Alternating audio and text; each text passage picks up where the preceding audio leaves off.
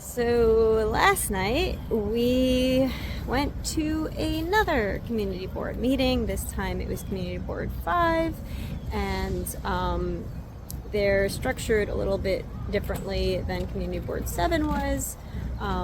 This was a Zoom meeting for everyone, and the Central Park Conservancy representative was there again. And the executive director of New York Class, Adita, spoke again, and Christina spoke again, representing the horse carriage industry and their union.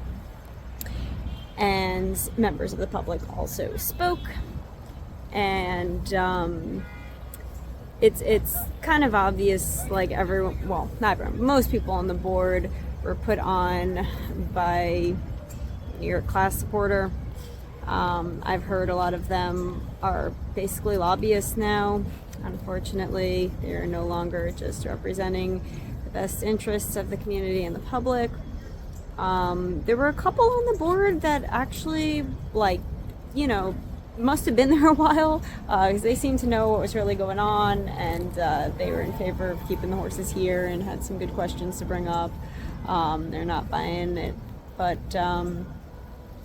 yeah, it was. I'm tired because it went so late. It was supposed to be like a 2-hour meeting. Our portion was supposed to be like an hour, and it was like 4 hours, and I just stayed up doing that.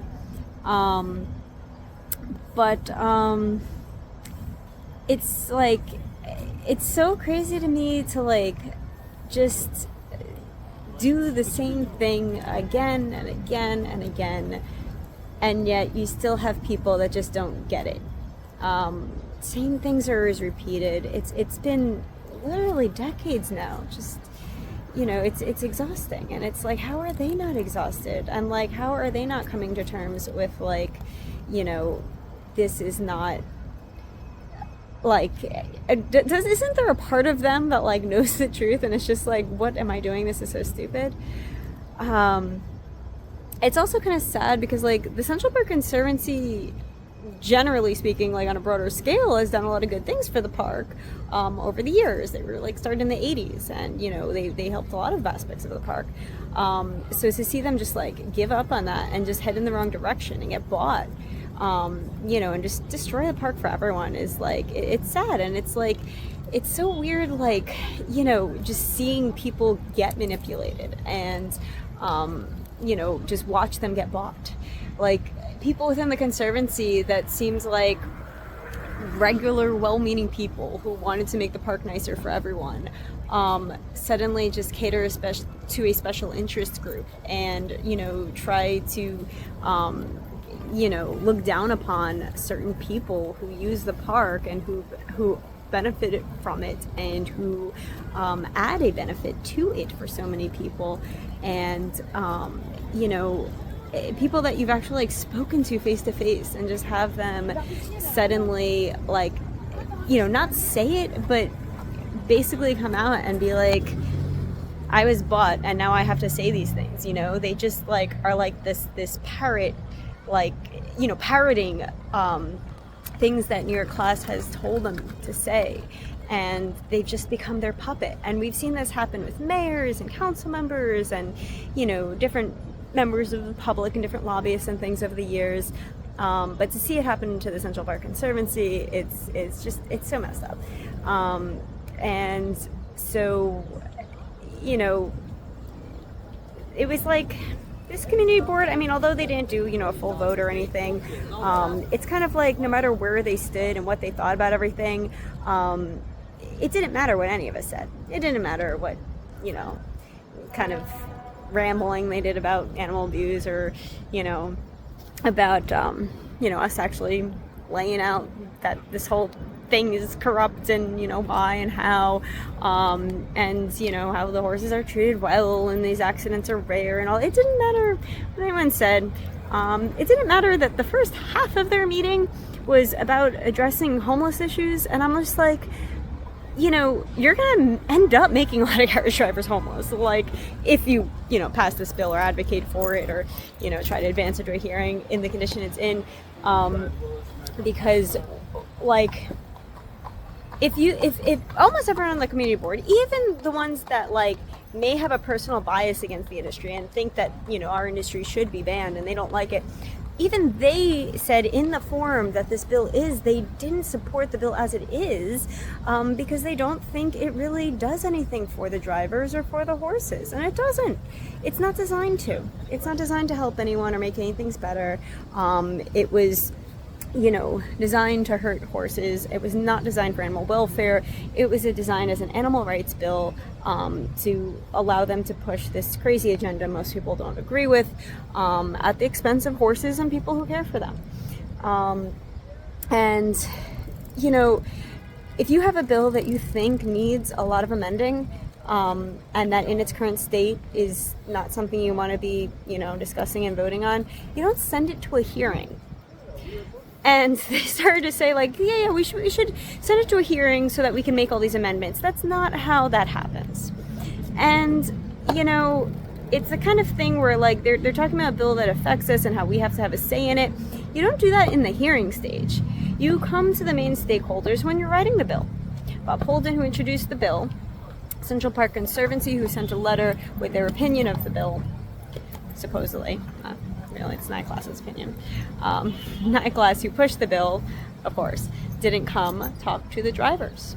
Nobody that had any issues with the carriage industry was ever willing to work on those issues or bring them up to the industry or talk about other constructive ways that wouldn't be completely banning them. Instead, we were just completely ignored. We were not considered, and we were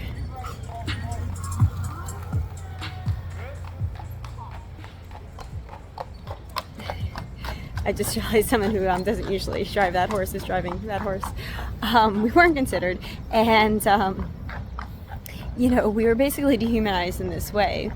And then they were like, well, if you didn't like how this bill was, it should have gotten discussed before, and all of your consideration should be taken. Now we have to go to a hearing with it, and that's not how it's supposed to work. But I think the most troubling part of this meeting was that the last community board meeting we went to, a lot of animal rights activists had spoke there, and nobody called them out on the fact that these are extremists who are with New York Class, who like come out and harass us for so long and never actually gotten the truth, and these are names we know, and some of them are even in court orders, aren't supposed to come within 9 feet of our carriages and all that. Nobody called them out on that. They were represented as members of the public in the community. And I had the option to, put an abbreviated name for myself on the Zoom meeting, but I have nothing to hide. I'm not hiding that I'm a carriage driver.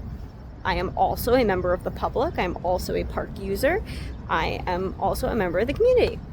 So during this meeting, there was a carriage driver and owner who spoke, and then I spoke, and then it seems like after Adita spoke, she probably texted a member of the Conservancy and was like, say this, do this, do this.